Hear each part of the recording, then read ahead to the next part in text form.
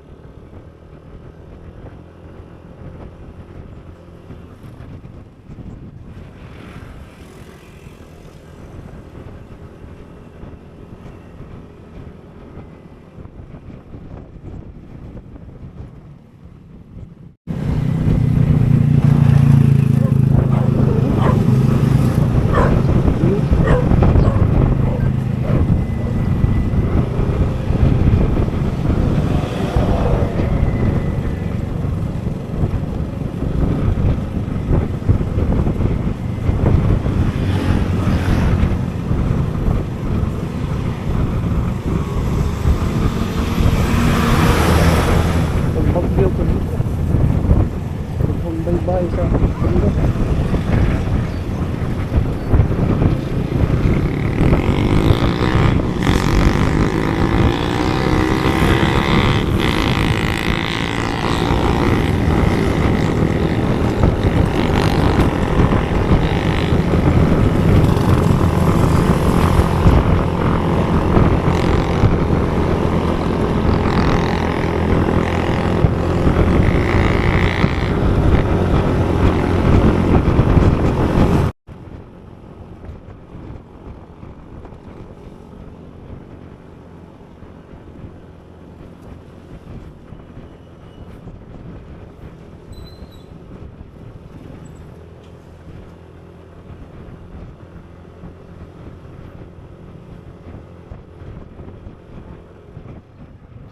So ito yung unang gate na papasukan bago ka makarating doon sa Kapihingahan, pero wala pa siyang entrance fee dito. Doon sa pangalawang gate, doon ka na magbabayad ng 10 pesos. So after mo makapasok doon sa pangalawang gate, meron ka namang babayaran na parking area para doon mo i-park yung motor mo. Pero para sa akin okay na yon, kasi maraming mga balita na nananakaw yung motor dito, kaya mas safe na doon mo siya ilagay sa parking area, kasi may gwardiya doon na magbabantay.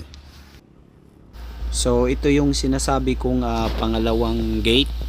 So dito may bayad na 10 pesos. Ayan. And then last na yung sa may parking area. So magbabayad ka ng 10 pesos dun sa may parking area.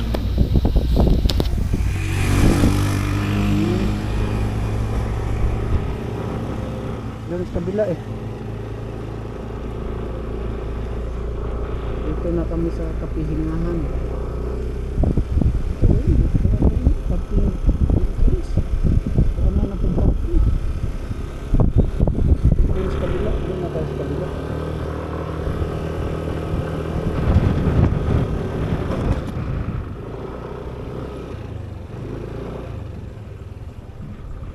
Piso yung parking. Saan ba magpapark kuya? Doon magpapark sa Ah. mga tenant lang po. Okay, example po.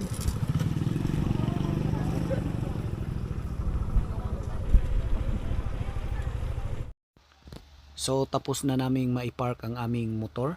So ang advice ng security guard, dalhin daw namin ang mga helmet namin para hindi manakaw.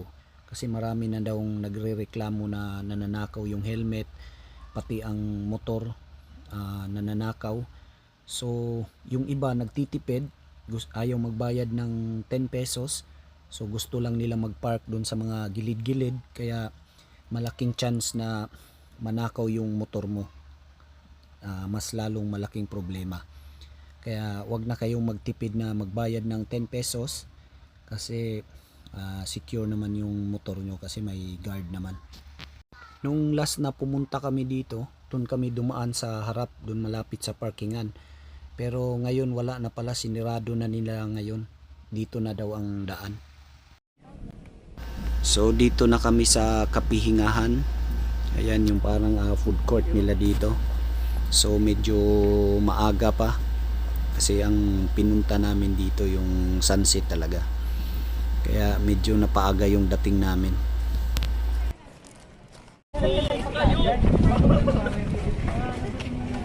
Pindot na dito, no? Wala, pinagdipit ko.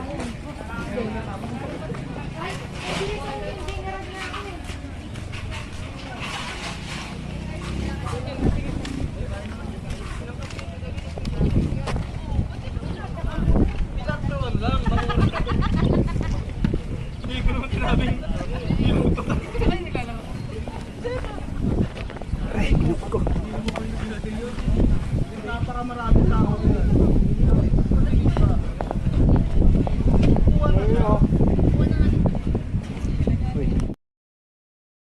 So habang hinihintay namin yung paglubog ng araw, nag-decide kami na kumain muna. Ayan, standby muna kasi hinihintay namin yung in-order naming pagkain.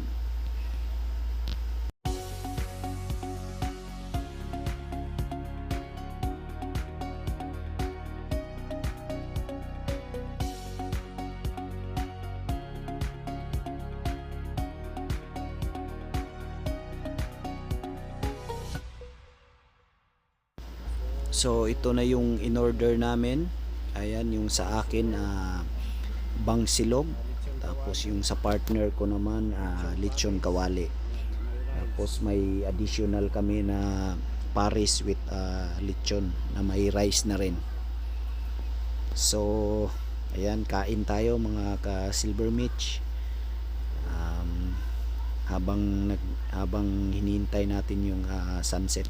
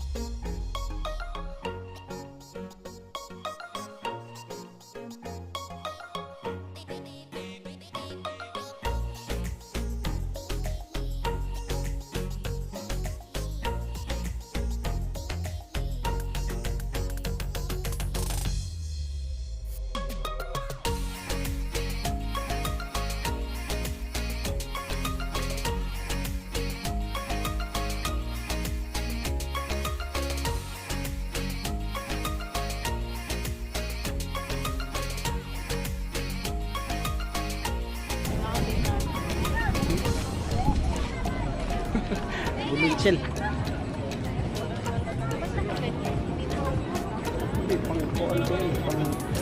Pang reels ko.